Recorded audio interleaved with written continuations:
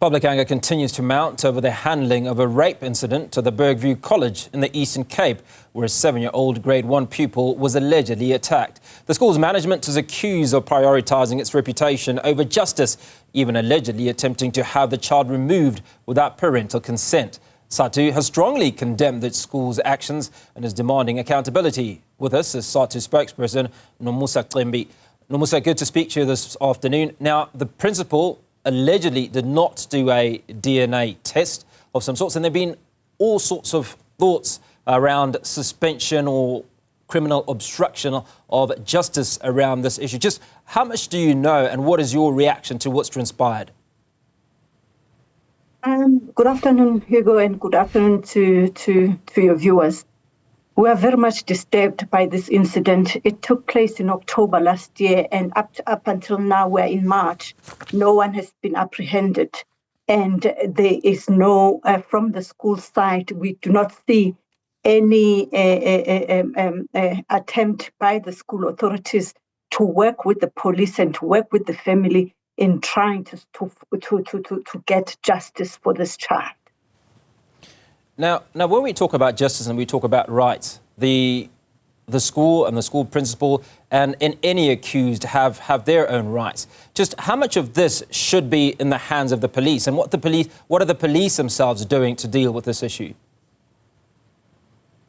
Yes, according to the police, they've tried to take a DNA test to the people who were there at that on that day. But according to the police, the principal has refused to have his DNA tested. Yes, it is his right, but in the interest of getting to the bottom of it, and if he feels he's got nothing to hide, we feel it is best for the sake of getting justice. It's best for him to subject himself to the test or to whatever that is required by the police, in order to try to find the perpetrator. We are not saying he is liable, but we are saying, just like other people who have been tested, he's been asked to subject himself to that. We are pleading with him to really subject himself to that, so that we can find the perpetrator. Now, this issue, Nomusa, happened 5 months ago. Where was the voice of SADTU in the last few months around this issue? Because it almost seems that the minute that it made the headlines, there's a huge public outcry about what should have been done in the last 5 months. To be honest, we're not aware of that. We only became aware of it when the mother took to social media and spoke about this matter. We were totally not aware, so we took it up there, and the mother never came to us as SADTU. We just heard what he said on social media, and we were very much touched by this. And I don't think many people were aware, because even the Department of Education in the province only responded, I would say, just last week or on Friday to this matter. The matter was not known, but the mother came up and spoke to social media, and that's how we got to know about it. How concerned are you that both mother and father of Twetwe are members of SAPS? And even though they're members of SAPS, there's been little progress in order to deal with this issue.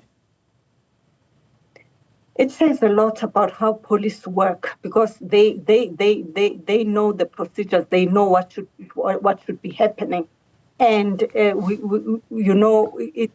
very concerning that the law is failing them, even if they are members of the South African police services. However, the South African police services is not assisting them. It is very much concerning that if it fails them, what about an ordinary person in the street who doesn't know how police should work? How will that person be assisted if a member of the South African Police Service is not getting joy from the service which they are part of. Now, Bergview is an independent school. Do you believe private schools are being given too much operational leeway without proper state oversight? Yes, we believe that they are given a lot of leeway. We understand every teacher who teaches in South Africa has got to be registered with the South African Council for Educators, but we do not know the staff in those schools, whether they are subjected to be registered or vetted by any institution. For instance, in public schools, the staff in public schools, besides the teachers, also need to be vetted against the National Sex Offenders Register. We do not know if the staff in private schools are obliged to be registered. So they account to their school governing body or whoever body that is in charge of the school. They do not have to account to government. But at the end of the day, they must account because it is government who allows them to operate. They get the license from government to operate. So we believe that government should do more to have an oversight on these schools. Now, we understand that the child was nearly erased from the institution or moved from the institution without the necessary approvals and authority. What reforms are needed to prevent such reputation management, if you will, from overshadowing justice?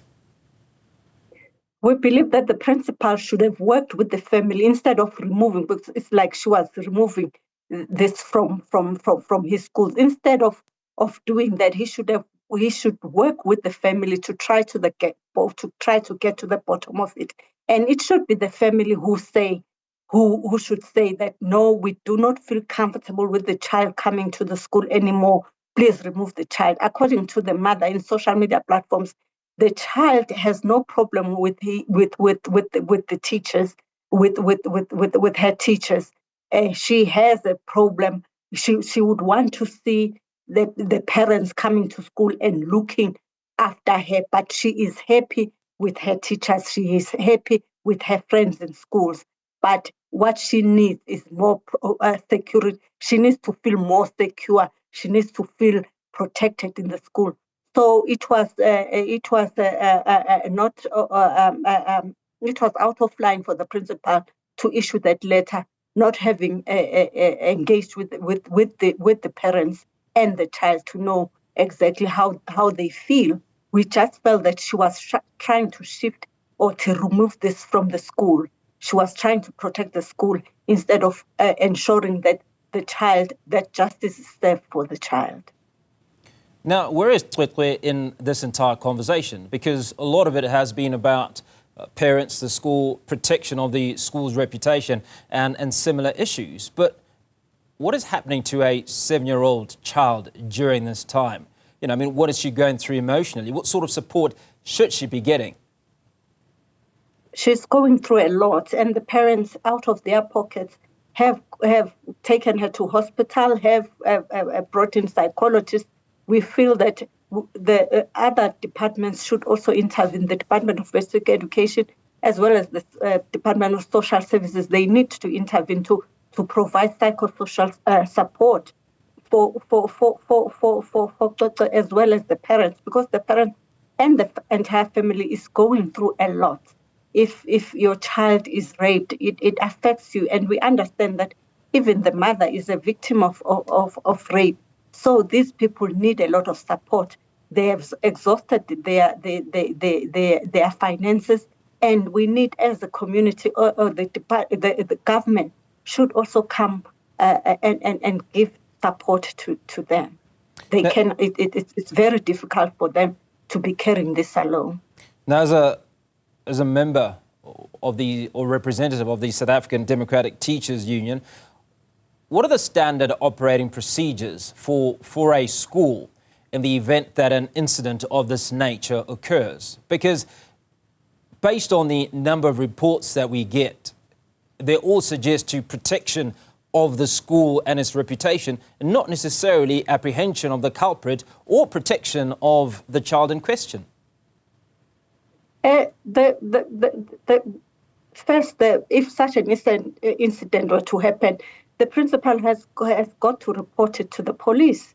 And the principal has got to interact with the family, to interact with the child, to work with the police to try and get to assist in having the matter solved. We know the school do not have the capabilities they are not detectives to try and find them, but they must assist. They must, if police need something from the school should be in a position to assist them. So how liable are these school principals that fail to report these issues when they happen, and would start to support criminal liability for school leadership in cases where duty of care is willfully neglected? Yes, the principal is liable to report the incident. The principal, that would be dereliction of duty if the principal does not report the matter. So it will be dereliction of duty. So we believe that the principal should have done what he is supposed to do when such matters come up. So yes, we are a union. We represent our members. But however, we make them aware that they have obligations. There are things that they are supposed to do when such matters come up. Now, what conversations are you having on the sidelines of this, Nomusa, with those bodies that support or look after independent schools? We do not have much of an engagement with bodies that support independent schools, but we feel that independent schools cannot just operate on their own. The state, as I said earlier on, the department needs to have more oversight on the schools because it is the government that gives them licenses to operate. So the government should ensure that they do things. They do things properly. Whatever they do is in line with protecting the rights of the learners, ensuring that schools are safe, ensuring that proper education takes place and proper security takes place. Nomusa, appreciate your time this afternoon. Nomusa Cembi, SADTU spokesperson, speaking to us around the condemnation of the Bergview College handling of an alleged rape incident of a 7-year-old pupil.